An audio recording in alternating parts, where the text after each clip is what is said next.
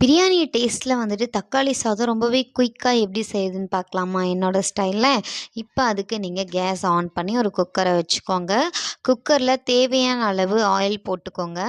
Oil நல்லா காஞ்சதும் பிரியாணிக்கு போடுற ஸ்பைசஸ் இருக்கு இல்லைங்களா, அந்த பட்டை, லவங்கம், அப்புறம் வந்துட்டு ஸ்டாரு, அப்புறம் 2 ஏலக்காய், இது எல்லாமே சேர்த்துக்கிட்டு, சோம்பு சேர்த்துக்கிட்டு, வெங்காயம் நீல வாக்கில் கட் பண்ணி வச்சுருந்தேன் அதையும் சேர்த்துக்கலாம்.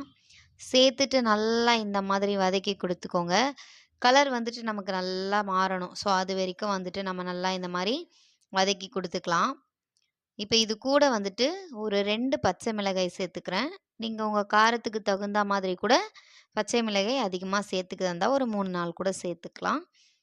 நான் 2 பச்சை மிளகாய் சேர்த்துக்கிறேன். இப்போ நல்லா வதக்கி கொடுத்துட்டு, இப்போ இந்த 3 பல்லு பெரிய பல்லு பூண்டு எடுத்து உரலில் தட்டிக்கலாம்.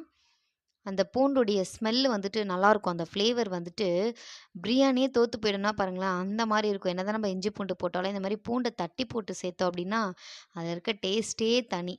இப்போ தட்டியாச்சு. இப்போ தட்டி வச்ச பூண்டு எடுத்து நம்ம இந்த வெங்காயத்துக்குள்ளே சேர்த்துக்கலாம். சேர்த்துட்டு நல்லா வதக்கி கொடுத்துக்கோங்க. நல்ல ஒரு வாசம் வரும். இப்போ கலர் வந்துட்டு நமக்கு லைட்டாக கண்ணாடி பதத்துக்கு வந்துடுது. இன்னும் கொஞ்சம் கலர் மாறினதும் இப்போ நீல வாக்கில் கட் பண்ணி வச்சுருந்த தக்காளி எடுத்து சேர்த்துக்கலாம். சேர்த்துட்டு நல்லா வந்துட்டு தக்காளி குழையணும். அது வரைக்கும் நம்ம நல்லா சிம்லேயே வச்சு வதக்கி கொடுத்துக்கலாம்.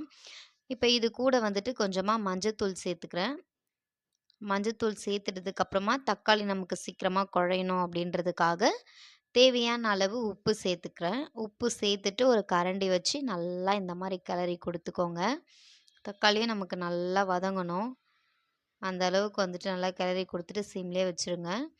இப்போ இது கூட வந்துட்டு கருவேப்பிலையை சேர்த்துட்டு நல்லா நம்ம வதக்கி கொடுத்துக்கலாம்.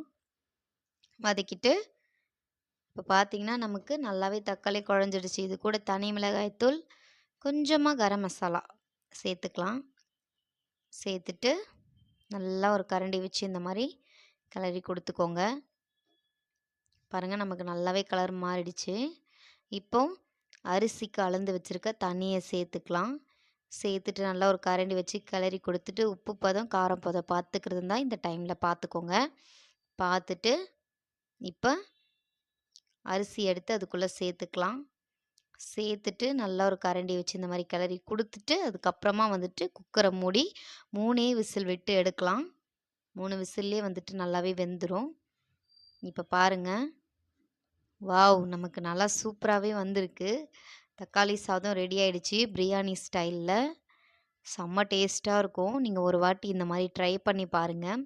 ஜூஸியாக இருக்கும். அது மட்டும் இல்லாமல் தக்காளி சாதம் ட்ரையாக இல்லாமல் சாப்பிட்றதுக்கு நல்லா ஜூஸியாக இருக்கும். ஒரு வாட்டி இந்த மாதிரி ட்ரை பண்ணி பார்த்துட்டு எப்படி இருக்குன்னு சொல்லிட்டு கமெண்ட் செக்ஷனில் கண்டிப்பாக மறக்காமல் கமெண்ட் பண்ணிவிடுங்க. அது மட்டும் இல்லாமல் சீக்கிரமாக ஒரு 20 மினிட்ஸ்லேயே செய்யக்கூடிய ரெசிபி தான் இந்த தக்காளி சாதம். குழந்தைங்களுக்குலாம் லஞ்ச் பாக்ஸாக கொடுத்து அனுப்பிட்டிங்கன்னா லஞ்ச் பாக்ஸ் காலியாக தான் வரும். அவ்வளோ டேஸ்ட்டாக இருக்கும். செம்ம டேஸ்ட்டாக இருக்கும்.